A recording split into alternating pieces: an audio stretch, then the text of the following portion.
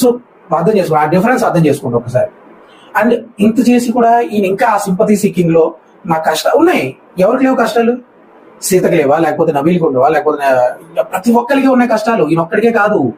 అర్థం చేసుకోండి, ప్రతి ఒక్కరికి కష్టాలు ఉన్నాయి. ప్రతిసారి నా కష్టం నేనే ఉండాలి, నేను చెయ్యాలి అనే స్వార్థపరుడులే, లేకపోతే ఒక సైకోలా బిహేవియర్ చేయడం కరెక్ట్ కాదు. అండ్ నాకు ప్రతిసారి ఎవరి మీద అటెన్షన్ వెళ్తుంది అంటే అది గ్రాప్ చేసుకోవాలని చూడటం. సీత ఒక స్టేట్మెంట్ ఇచ్చింది, కరెక్ట్ 200% కాదు 2000% కరెక్ట్ స్టేట్మెంట్. అది ఏంటి?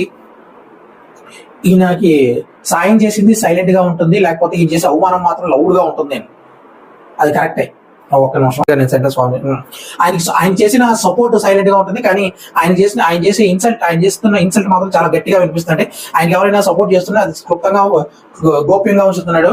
ఎవరైనా ఆయన అవమానిస్తుంటే కనుక అది పెద్ద చేసి చూపిస్తున్నాడు అని చెప్పి చాలా గట్టిగానే స్ట్రాంగ్ పర్ఫెక్ట్ సెంటెన్స్ అది ఆయన గురించి డిఫైన్ చేయడం.